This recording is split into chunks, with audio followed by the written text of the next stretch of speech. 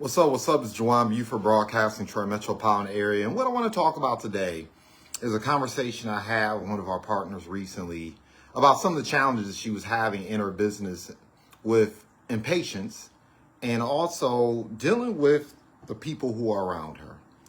And what I shared with her is a story about an interaction I had with a person whom I counted as a friend years ago. This must have been like 10 years ago. Maybe as much as, I don't know, maybe even 13 or even 14 years ago. And I remember I was sitting down speaking with the individual about the plans that I had, how I wanted to build this massive business development organization, how I wanted to utilize certain relationships I had with companies around me to achieve this vision, this goal, right? And talking about how I wanted to create a situation where the organization was so big, that it was so massive, not just in terms of the number of people, but the people having success, that we would literally stimulate the economy, right?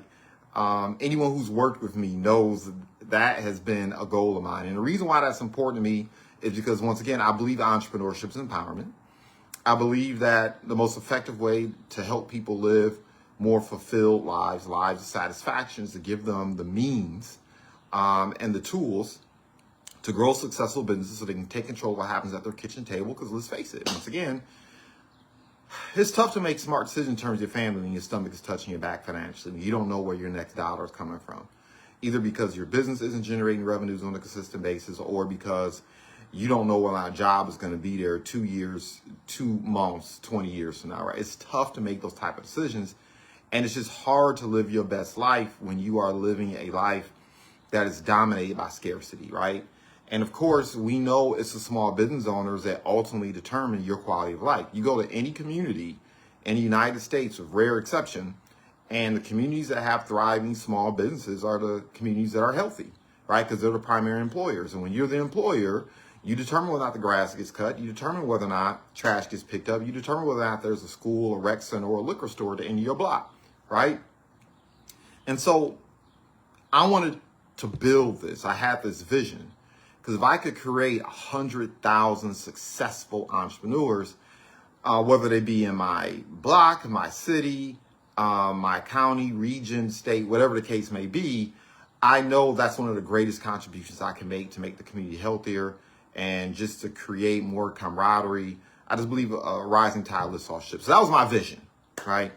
And I remember the person looked me in the face and said, look, who are you to do that? Why do you believe you're the one to do that? Why should people follow you? Now, never mind, I already had this track record of building organizations. Never mind, I already had this track record of mobilizing people. Never mind, I've already experienced what it's like to have a $30,000. I know what a dollar a month feels like too, but I know what it's like to have a $30,000 month as an entrepreneur. So never mind, I had this track record. None of that stuff mattered, right? And what I'd share with our partner was simply this: what you have to understand about the people around you is that people around you, your family, your friends, your network, they may not necessarily want to see you broke on the curb and on the street starving. Now, you got some haters in your network too. People are always surprised by the fact that, look, if you're moving forward in life, if you're progressing, dogs don't bark at parked cars. You're going to have some haters, right? But for the most part, your family, your friends, people around don't want to see you broke and on your knuckles, right? Starving. But you know what? They also don't want to see you leveling up faster and more effectively than them. And you have to understand that you should not take it personally. Don't take it personal. It's just human nature, right? Sapiens. I think that's the title of one of the books behind me, right? It's our human nature.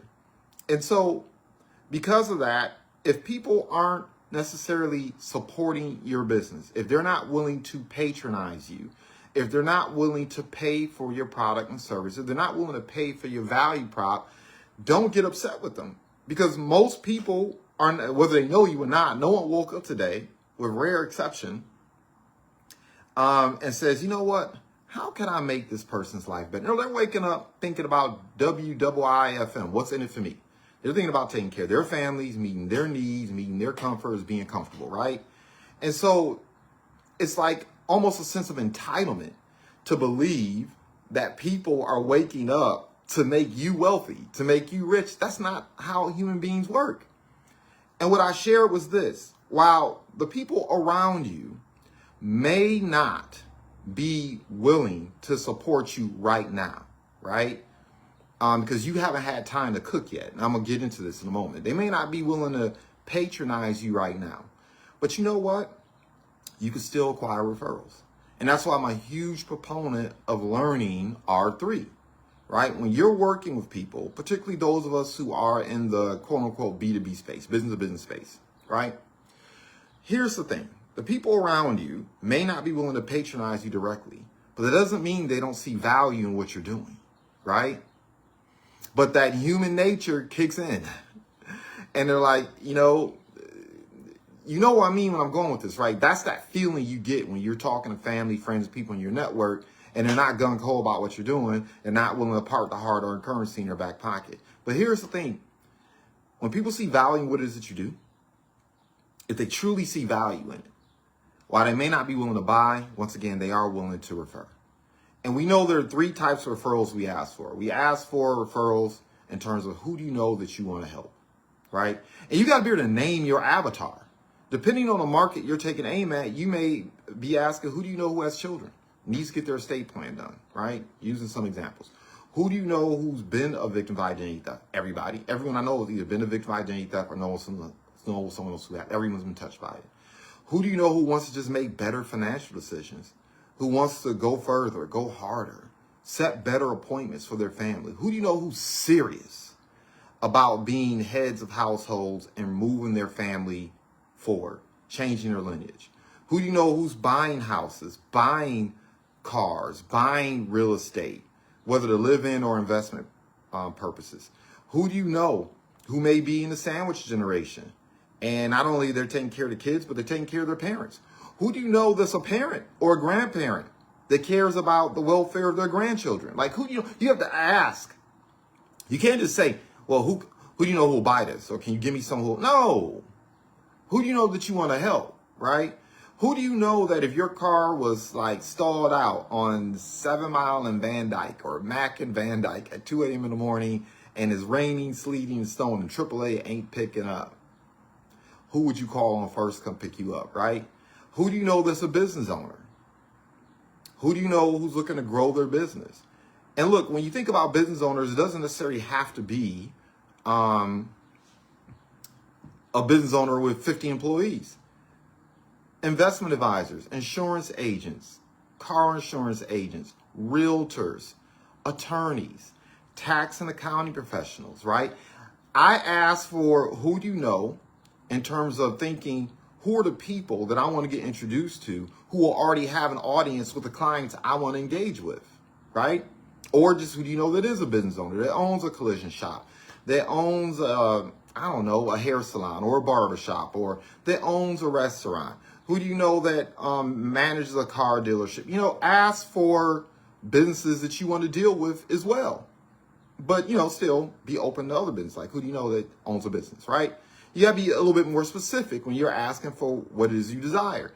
And then last but not least, because look, if you are not attracting talent and you're building a business and you're not intentional about it, you're going to lose.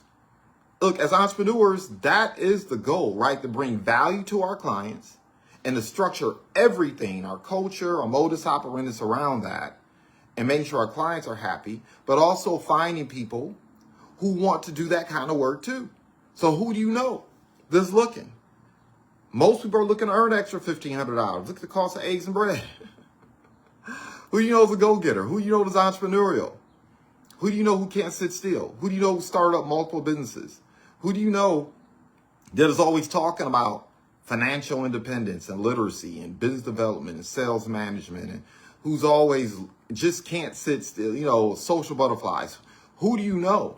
And once again, that can be a lot of the same people, right? I may ask, who do you know is an accountant? Who do you know is an insurance agent? Who do you know is a realtor? Who do you know is an attorney? Who do you know that does SaaS sales? Who do you know that who does sales in any industry, right? Ask for what you want, right? Who do you know? And that's what I shared with her. I said, look, we met with a business owner that you knew recently. And he saw value in what it is that we do. And he said, give me a couple weeks to get my affairs together. Fine. But but while I was conversing with him, I said, look, it's obvious to me you see value in what it is we're doing here. He says, yeah. I said, well, if you don't mind, who do you know? And those are the questions I asked. And as a result, we acquired 3 referrals. And I said to her afterward, I said, this is what you're doing. In your first, I would say easily year, maybe 2 years in business, you got to cook. And you got to cook in the sense that you have to cook up a new network. You got to cook up a new group of individuals around you. You got to attract and cook up a brand where people know you for what it is that you do. People trust, respect you. They like, know, trust, and respect you.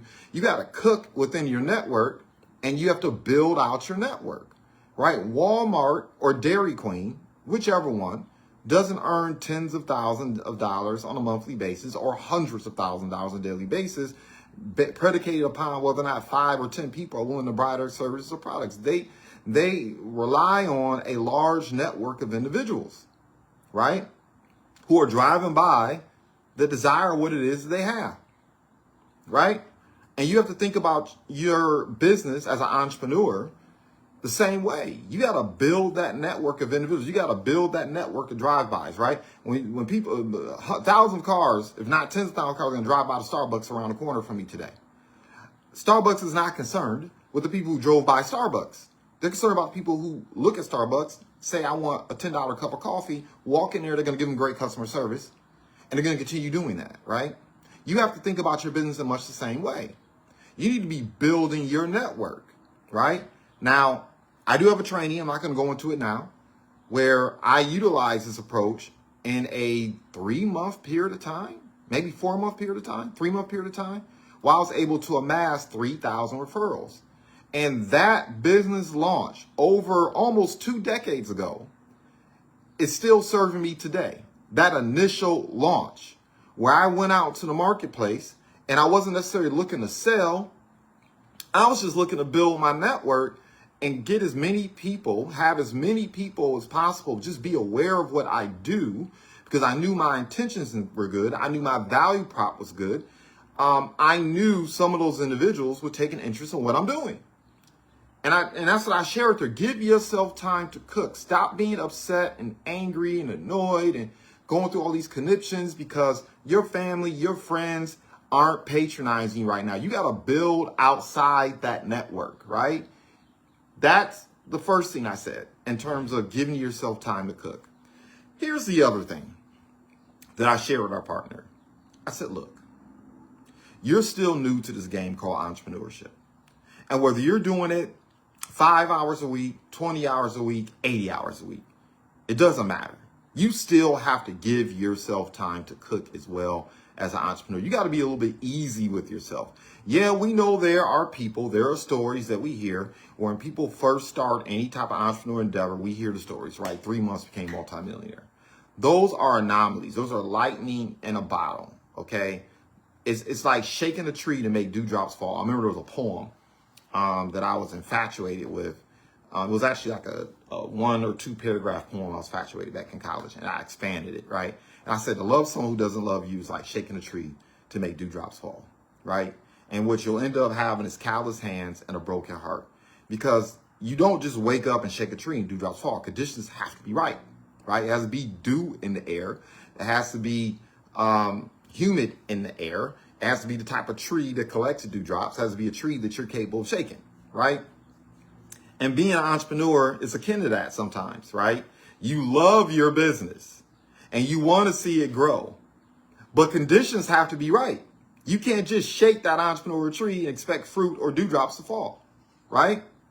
The baby's not going to produce right away. You got to feed it. Or to use a metaphor that I shared with our partner, because she knows how to cook. I said, look, you don't make a phenomenal pot of spaghetti in 5 minutes. It's impossible. You got to give those ingredients time to cook in order for someone to have a phenomenal experience eating your spaghetti, right? And so what are the ingredients? Number 1, mentorship. It's the biggest mistake entrepreneurs make in our organization as well. Look, you have to humble yourself, be coachable, and connect with people who are further ahead than you. Because when someone's further ahead than you, they've already been where you're at. And so they can expedite your learning curve because they can see the challenges and problems you're going through because they've been through it. You want those eyeballs taking aim at your business. You want those eyeballs taking aim at what it is you're doing so they can help you out. And when you go to mentors, number one, you got to be coachable because their time is valuable. You have to be willing to listen and learn and take notes. Man, it drives me insane when I'm giving a talk to someone or even someone's and I don't see anyone taking notes. I know you're going to forget 70, 80% of everything that I'm sharing. You got to come back to that mentor every now and again and let them know this is the progress that I made. So they know that they drop gems, not on swine, but someone who actually appreciates it and going to make progress, right? Because even in mentorship, mentoring people can grow you too. That's another conversation for another time. That's why people who mentor do that, right? So you got to find mentorship. You got to find individuals. Find a way to give back to them, please. And our business is not that hard. Just be productive. You're productive, your mentors will love you. But we also know we are organization altruistic too. And sometimes someone doesn't have to be in your organization or even be in the line of business you're in. Make sure they understand your business. Line of business you're in, and they can give you insight and guidance in terms of how to grow. What it is you're doing. Okay, so seek out mentorship. People are doing the things that you do. That's so absolutely important. And you got to give that mentorship time to cook. They say the teacher will arrive when the student is ready. You may not be ready for all the information you receive. I'm rereading Success Principles by Jack Canfield. This book launched me. It literally launched my business. I shouldn't be talking about it because he ain't paying me. I got to contact him and be like, hey, bro, I'll be promoting your book. But anyway, that book launched me. You know what? It's relaunching me again. It's relaunching me again. A lot of the lessons that I read from that book over a decade ago, it didn't land because I didn't understand it. I wasn't there. But today, now that I'm rereading, I'm like, oh, wow, that's very applicable. I remember reading that. I remember taking notes in my notebook about that, right? You got to give yourself time to cook and mentorship. Once you've received the mentorship, you have to execute. You have to execute. You got to go out there and do the work, right? It's in doing the work that you get better. Like children don't fall out the womb running and sprinting. They bump their heads, they bump their knees, they bruise their elbows, they cry and whimper a little bit, but eventually they grab something to stabilize themselves and they start learning how to walk. And then they start learning how to run. It's a process. But you don't learn how to run, how to walk, how to do too much of anything without doing the work. Some of us, the success we're looking for is found in the work that we're avoiding. So you got to go out there and make the invitations, do the exposures, give the presentations, ask for the referrals. And you got to be willing to mess it up. That's part of cooking. Some of us, we want the success, but we don't want to, once again, we don't want to grab that spoon and stir the pot. You got to stir the pot or you're not going to have a good pot of spaghetti, right? There's another ingredient there. Yeah, learning is important, but you learn, you evaluate, you do it again, you learn, you evaluate, you get guidance, you get mentorship to evaluate, and then at some point you'll be in a position where you can share, where because you've done the thing, now you have value to give to others. Because a lot of people in their entrepreneurial journey, you want to start teaching. You want to start telling everybody everything that you do. And look, your network, even the network you grow, they're watching you to see whether or not you're making progress, whether or not you're leveling up, whether or not you are a product of the product, the thing that you are selling or promoting or sharing with people. Right, but this is what the process looks like. Right? So we're fortunate within our organization that we have mentorship. We have people who are earning 6 and 7 figures plus, who are altruistic and willing to give their time. You need to reach out to those people more frequently. In our organization, we're very fortunate in the sense that we have a proven business model, right? We don't have to question whether or not people are acquiring our product or service. The reason why the company is $1 billion company, okay? People are acquiring the product and service. You ain't got to worry about that, okay? We have the training. You have individuals like myself who have had some success who are willing to show up and share what we know, right? So you have training, you have videos, you have audios, you have Zoom calls, you have live events, you have live events, you have live events. I know people have fallen in love with Zoom, but There's just something different about being at a concert and feeling the vibration as opposed to trying to experience it over a device, right? Experience is different. So you have all these tools available to you. And that's what I shared. Lean on leadership, lean on mentorship. Do the thing. Give yourself time to cook. Mess it up, you know? And because you have mentorship, you have guidance, we're not going to let you mess up too bad. Now, you know, we'll let you bump your head a little bit, but we're willing to let you learn and give you that course correction, right? Read the books. You don't get in life what you want. You get in life what you are.